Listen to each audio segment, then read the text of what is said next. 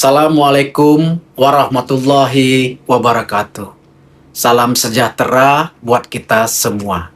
Perkenalkan, nama saya Bayu Sedih Nandaria, SEMM. Saya adalah dosen tetap Prodi S1 Manajemen di Sekolah Tinggi Ilmu Ekonomi Dharma Putra Pekanbaru semenjak tahun 2002 sampai dengan sekarang. Saya memiliki kompetensi sesuai pendidikan di bidang manajemen pemasaran. Sebagai dosen yang profesional, saya aktif dalam pengajaran, penelitian, dan pengabdian kepada masyarakat tentunya. Dalam video ini, saya akan menjelaskan unsur pengajaran di salah satu mata kuliah yang saya ampu, yaitu mata kuliah manajemen pemasaran. Mata kuliah ini membahas poin-poin tentang teori dasar materi manajemen pemasaran, seperti definisi pemasaran, ruang lingkup pemasaran, analisis pasar, perilaku konsumen, segmentasi pasar, riset pemasaran, dan meramal permintaan, menganalisis pasar, konsumen dan bisnis, dan merancang dan mengelola komunikasi melalui merek dan branding atau nama baik perusahaan. Dan tentunya tentang pengenalan pasar. Setelah mengikuti perkuliahan ini, nantinya mahasiswa diharapkan memiliki pengetahuan, meningkatkan pemahaman mahasiswa tentang konsep dasar mengenai kegiatan pemasaran dalam usaha bisnis maupun organisasi nirlaba untuk menghasilkan pendapatan dengan memenuhi kebutuhan dan keinginan konsumen. Sebagai syarat untuk mengikuti mata kuliah ini, tentunya mahasiswa sudah memenuhi kelulusan untuk mata kuliah pengantar manajemen dasar dan pengantar bisnis. Sehingga dengan demikian, mahasiswa akan dapat lebih mengikuti materi yang ada dalam mata kuliah ini, yaitu manajemen pemasaran. Dalam sistem pembelajaran, saya menggunakan sistem tatap muka langsung dengan mahasiswa dan mahasiswi di dalam ruangan kelas dengan metode ceramah, diskusi kelompok, pembahasan kasus. Referensi utama yang digunakan mahasiswa dalam perkuliahan ini adalah buku referensi dan tidak menutup kemungkinan mahasiswa memakai jurnal penelitian yang terkait dengan mata kuliah ini. Untuk indikator penilaian, mahasiswa kita mengacu pada bobot nilai yang telah ditetapkan oleh kampus. Ada beberapa indikator yang telah ditetapkan oleh kampus sebagai berikut. Pertama, kehadiran dengan bobot 10%. Yang kedua, nilai tugas dan keaktifan mahasiswa dengan bobot 20%. Yang ketiga, ujian tengah semester dengan bobot 30%. Dan yang terakhir tentunya ujian akhir semester dengan bobot 40%. Jadi totalnya 100%. Selain itu, kita juga menerapkan asesmen dalam bentuk tanya jawab di setiap akhir sesi perkuliahan untuk mengetahui seberapa paham mahasiswa terhadap materi yang sedang dilaksanakan pada sesi tersebut. Baiklah, setelah ini izinkan saya akan menampilkan video pembelajaran pada salah satu sesi pertemuan di mata kuliah manajemen pemasaran yang saya ampu secara tatap muka dengan judul Brand dan Branding. Terima kasih. Assalamualaikum warahmatullahi wabarakatuh. Salam sejahtera buat kita semua. Assalamualaikum warahmatullahi wabarakatuh.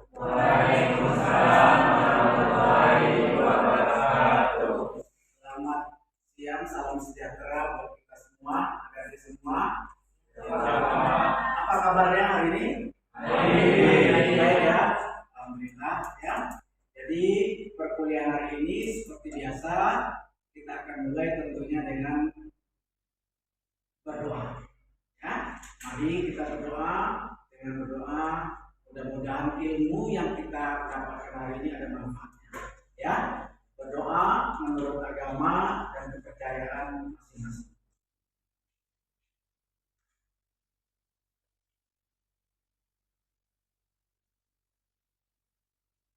Berdoa selesai. Ya. Baik, terima kasih untuk waktunya. Sebelumnya tentu kita akan mereview dulu, ya. Kita akan mereview dulu tentang materi yang kita bahas di minggu lalu, ya. Minggu lalu tentang persaingan, betul? Nah, Bapak membahas sedikit saja kulit tentang minggu lalu, baru nanti kita akan masuk tentang merek dan branding di sesi ini, ya. Di minggu lalu kita sudah membahas bagaimana sebenarnya di dalam bisnis, ya, itu tidak ada pesaing. Masih ingat ya yang kita bahas. Apa yang kita lakukan adalah melakukan salah satu melakukan SWOT analisis dan pemasaran membandingkan dengan bauran. Ya, masih ingat? Saya harap masih ingat, ya. Mudah-mudahan masih. Baik, kita masuk sesi sekarang, ya. Jadi bisa lihat sekarang kita akan membahas tentang merek. Nah, bahwa merek itu adalah satu kekuatan untuk membangun identitas, kepercayaan, dan loyalitas pelanggan.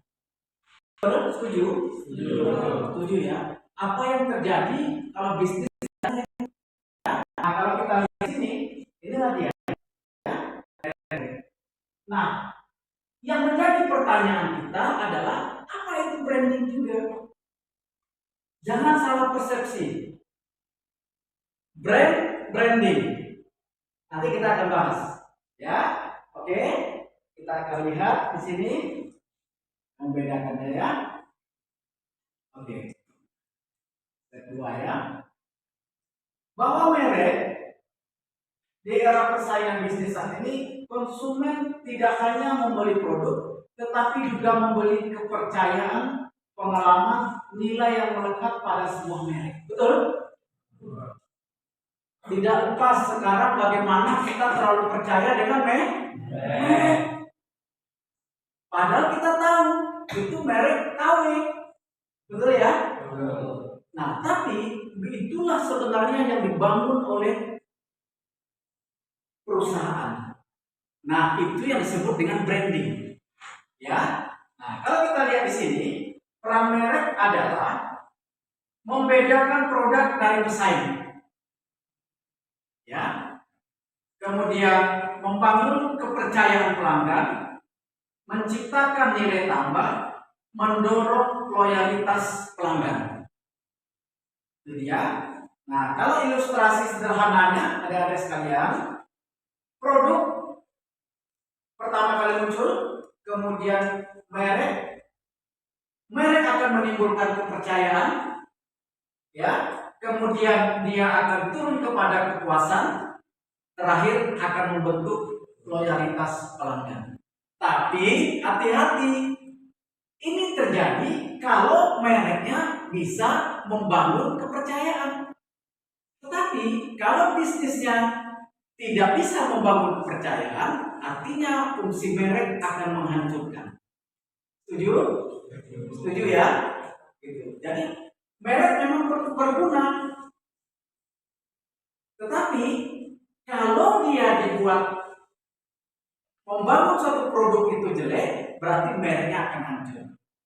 Nah, Begitu, ada konsekuensi. Jadi kalau merek itu dibangun dengan bagus, kualitas yang bagus, produknya, pelayanan dan semuanya ada, dia akan membantu mendongkrak merek itu akan naik ke atas. Tapi kebalikannya deh, pada saat bisnis membangun produknya jelek, harga tinggi, pelayanan yang jelek, secara otomatis merek akan hancur. Nah, ya, kita lanjut. Definisi merek, ya, menurut American Marketing Association, merek adalah nama, istilah, tanda, simbol, desain. Nah, ini dia semua. Ya, identifikasi suatu produk atau jasa dan membedakan dari pesaing. Ya, ini dia nama, logo, warna, reputasi, pengalaman, kualitas yang dijanjikan dan nilai yang dirasakan. Ketika mendengar Apple, konsumen tidak hanya memberikan produk, memikirkan produk elektronik, tetapi juga mereka sudah terpikir bagaimana inovasi yang dilakukan oleh perusahaan Apple. Kualitas yang premium, desain yang elegan, dan prestisnya, kemewahan. Benar itu yang dibangun oleh Apple? Benar, itu yang dibangun oleh Apple. Ya, jadi intinya merek adalah identitas dan janji nilai yang hidup dalam konsumen. Nah, ya, tolong perhatikan. Intinya adalah merek adalah identitas dan janji nilai. Ya, merek adalah identitas dan janji nilai. Ya, Cak? Janji nilai, Cak. Pandu? Diam ya, janji nilai yang hidup dalam benak konsumen. Jadi artinya gimana? Artinya ini kan yang tadi dibentuk oleh Apple kan? Konsumen, kami ini bukan buat-buat bisnisnya, ya. Ini yang kami berikan kepada kalian. Nah, makanya intinya merek itu adalah identitas dan janji nilai, value. Kan yang dijual Apple kan nilai. Adik-adik mau beli mahal pun kalau nilainya tinggi tak masalah kan? Nah, itu yang terjadi, ya, begitu. Nah, artinya kepercayaan konsumen terhadap Apple sampai sejauh ini bagaimana? Masih tinggi? Masih. Kalau kalian bapak tanya, kira-kira masih ada nggak yang menyayangi Apple? Ada ya. Nah, mendekati berarti seperti minggu lalu ada pesaing. Nah, tapi identitas Apple dalam benak kalian bagaimana? Masih tinggi? Masih. Kenapa itu terjadi? Karena nilai, desainnya tidak bisa kita pungkiri. Ya, nah itu yang terjadi. Kita lanjut ya. Oke. Aset berharga. Kedua, merek itu sebagai identitas. Dan yang ketiga, merek itu sebagai representasi. Pak, izin tanya dong Pak, maksudnya apa aset berharga? Merek kok bisa jadi aset berharga? Ya, ini dia. Merek adalah aset tak berwujud. Betul? Merek itu aset tidak berwujud, Pak Is? Betul ya? Kenapa? Bapak tanya coba. Kenapa merek itu aset tidak berwujud? Coba. Kalau aset kan berwujud ya. Kalau kita lihat di neraca kan, ada aktiva, betul ya? Ada kas, ada bangunan semua. Nah, sekarang pertanyaannya, walaupun di dalam neraca merek itu tidak ada. Nah, tetapi kenapa dikatakan dalam ilmu pemasaran merek itu adalah aset? Kenapa? Ada yang paham? Silakan. Yuk, silakan. Ada yang paham? Ya, kamu. Karena dia sebuah nama untuk Iya. Karena dia sebuah nama yang akan menaikkan daripada produk itu. Ya, betul Pando. Tapi kebalikannya ya Pando, kalau dia kalau dia tidak membuat sesuatu yang baik, dia akan hancur sendiri. Ya, nanti Bapak jelaskan ya. Kemudian selanjutnya identitas. Merek menjadi identitas pembeda antara satu produk dengan produk lain. Makanya merek itu hanya sebagai pajangan nama, tapi kita harus bangun. Kita harus bangun kekuatan itu yang disebut dengan branding. Ya, kalau hanya merek, nggak ada guna. Tidak ada guna kalau hanya merek. Ya, hanya terpajang begitu sebagai identitas saja nama. Tapi kalau nggak kita masukkan terus, ya, tidak kita suplai terus hal-hal yang baik, akhirnya merek akan jatuh. Nah, itu fungsinya yang disebut inovasi. Ya.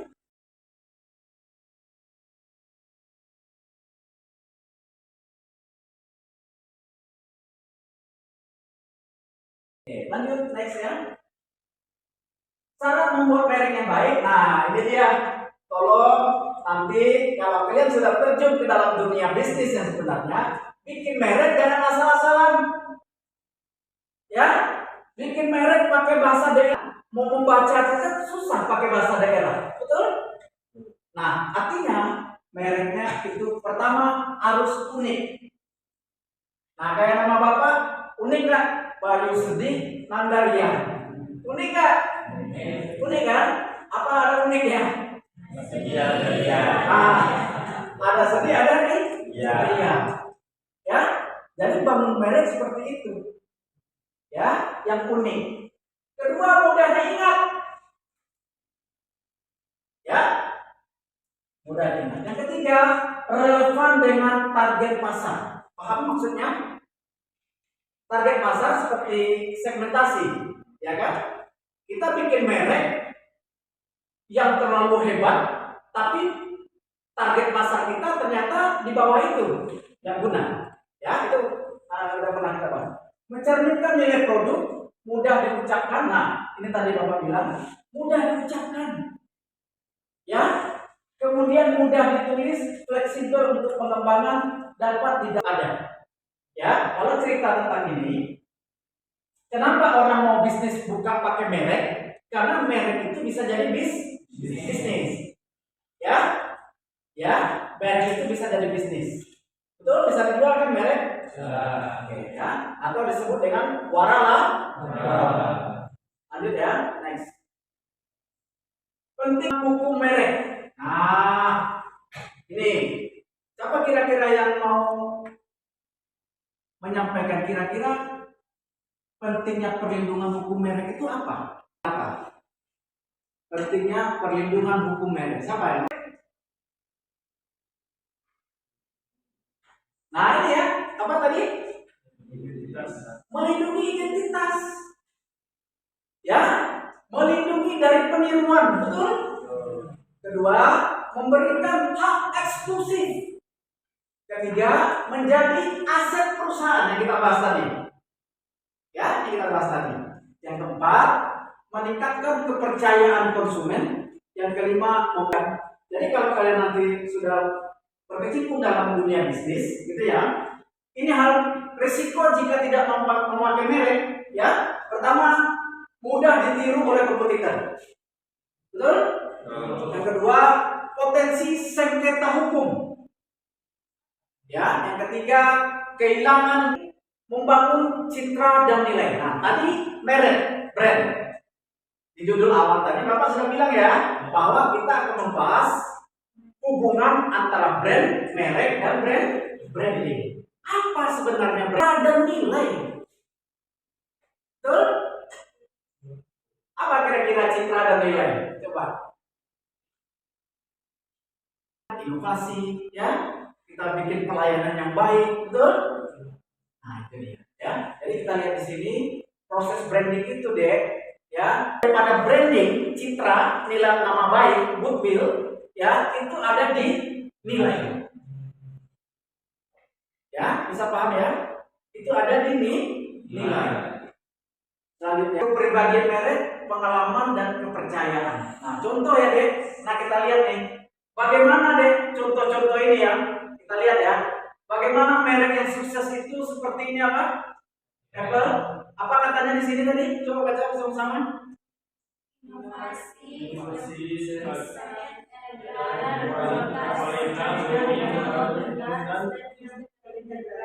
Ya, inilah yang dibangun oleh Apple untuk branding. Iya, dekat dengan gaya hidup atlet. Betul? Nah, kalau kita lihat di Piala Dunia, itu kan brandnya kan muncul. Nah, itu dia. Nah, sebenarnya Starbucks apa tuh?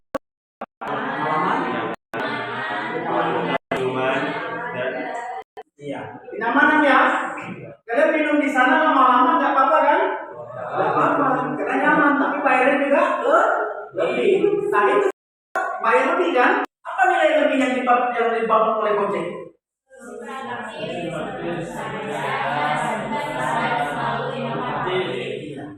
Solusi praktis. Yang diangkat kan kepraktisan. Dia bantu kita untuk transportasi, betul? Nah, makanya yang diangkat itu adalah cerita tentang solusi praktis. Value-nya tuh, ya, value-nya tuh.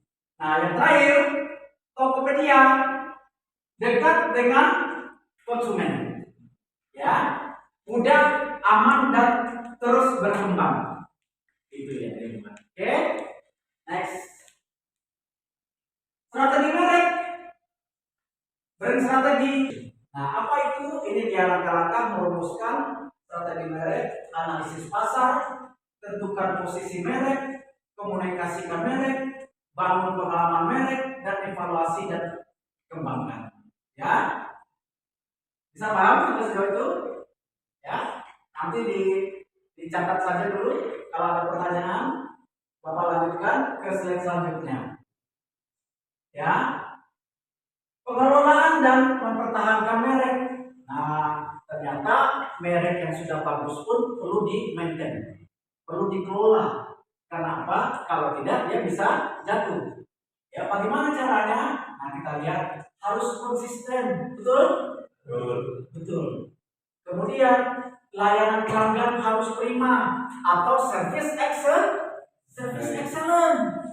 Inovasi berkelanjutan penting. Deh, konsumen sekarang pintar-pintar. Ya, konsumen sekarang pintar. Yang inovasi cepat, konsumen kejar.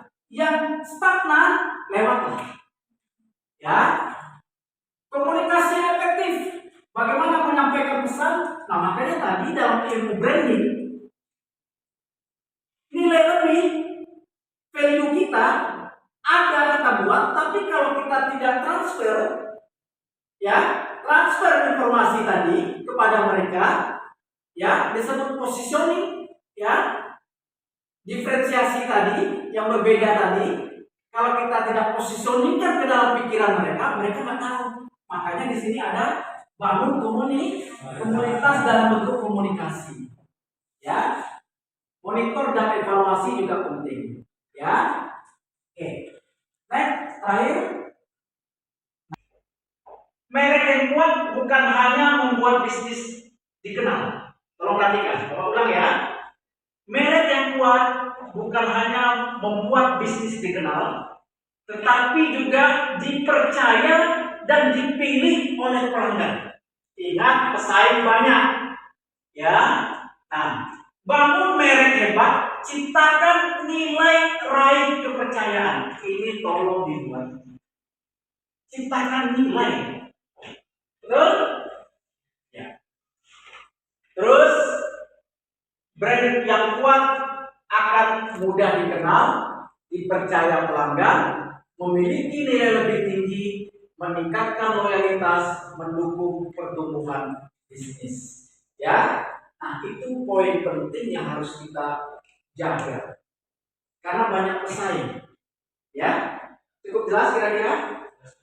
Cukup jelas ya. Berarti hari ini kita sudah membahas yang membedakan antara brand dengan branding. Brand gampang saja, kita bikin sepatu sudah brand, betul? Sudah ada nama. Tapi yang terpenting bagaimana kita membangun branding. Masukkan inovasi terus, bikin kepercayaan, pelayanan yang baik. Itu yang terpenting. Ya. Nah, ya, untuk pertanyaan ini sebagai kita assessment penutup, bahkan kalau ada yang ingin bertanya tentang materi ini, Bapak silakan. Ya, Pak Is.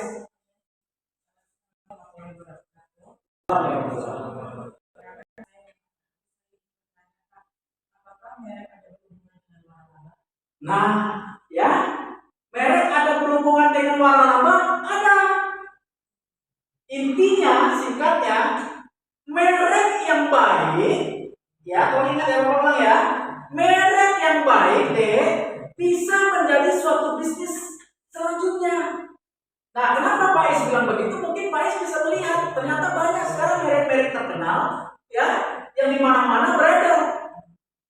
Nah, ya, itu disebut waralaba. Jadi dengan begini deh, dengan dia membangun merek yang baik, kemudian tadi ada dasar hukum, betul kan? Tadi ada dasar hukum ya, ada dasar hukum. Orang kan tidak dipatenkan, orang kan tidak bisa mengambil.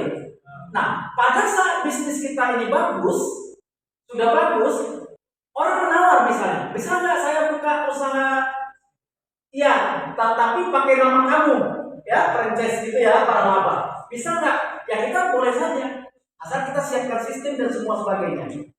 Ya, jadi benar. Apakah merek ada hubungan dengan waralaba? Ada. Karena merek yang bagus didukung dengan branding yang baik akan bisa menciptakan suatu bisnis baru dan disebut dengan waralaba. Oke, Pak Is ya. Oke, bagus. Oke. Izin Pak. Ya, baca. Apa konsep dasar yang membedakan brand sama branding? Ya, nah ini sebagai penutup. Apa konsep dasar brand sama branding? Bagus. Konsep yang paling jelas, ya, merek atau brand hanya sebagai identitas, ya, hanya sebagai identitas tertulis atau dipajang, ya. Branding adalah nama baik, goodwill, kepercayaan konsumen, pelayanan yang baik, inovasi yang luar biasa. Oke? Itulah pertanyaan acara tadi. Apa korelasinya? Ya, intinya merek yang baik, ya, harus disupport dengan branding yang baik. Yang berat itu membangun branding. Paham ya? Ya, oke. Bapak rasa cukup untuk pertemuan kita hari ini, materi hari ini dengan 2 pertanyaan tadi. Nah, seperti biasa, Bapak berharap adik-adik semua, tolong dibantu kita kuliah, bukan sekedar kuliah ini benar-benar tolong untuk kalian tanamkan dalam diri kalian bahwa ilmulah yang akan membantu kalian nanti untuk bisa memenangkan persaingan. Semua orang punya ijazah, betul? Yang terpenting adalah ilmu, skill. Jadi seperti biasa, tolong hadirlah kita di sini setulus hati dengan baik, karena ilmu yang akan dibantu kita. Ya, Bapak rasa itu saja. Terima kasih. Mudah-mudahan ada manfaat pertemuan hari ini. Mohon maaf kalau Bapak ada kesalahan. Ya, kemudian saya tutup. Mudah-mudahan ada keberkahan pertemuan ini menjadi ilmu yang bermanfaat. Ya, terima kasih. Wabillahi taufiq wal hidayah. Assalamualaikum warahmatullahi wabarakatuh. Waalaikumsalam warahmatullahi wabarakatuh. Selamat siang, salam sejahtera buat kita semua. Terima kasih ya.